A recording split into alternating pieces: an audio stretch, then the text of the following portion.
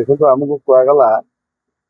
Double engine सरकार आसिले ओडिशार double विकास हो। आज ओडिशार साधारण जनता मर्मे मर्मे अनुभव करुछंती केमिति बड़ इंजिन ओडिशा को एक विपर्य आड़ को टाणी नौ।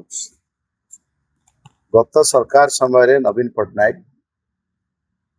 सर्वोच्च न्यायालय आम राज्य सरकार तरफ आम लीव पिटिशन दायर करी जे खणी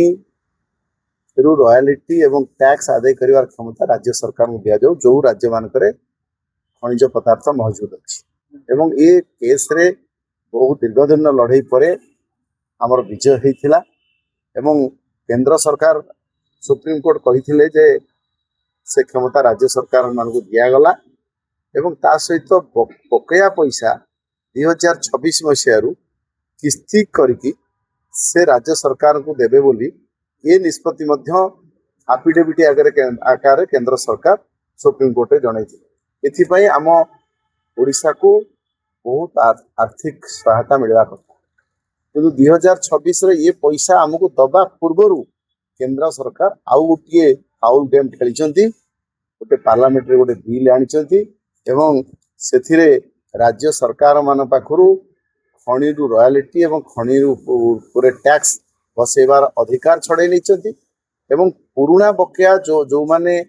जो राज्य माने पाई नथिबे आउ पाइबेनी ए कथा मध्य से बिल अच्छी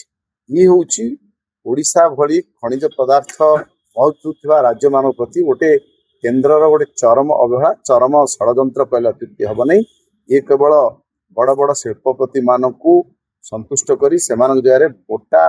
दुर्नीति करी मुनाफा रोजगार करने केंद्र सरकार एक प्रयास आ द्वारा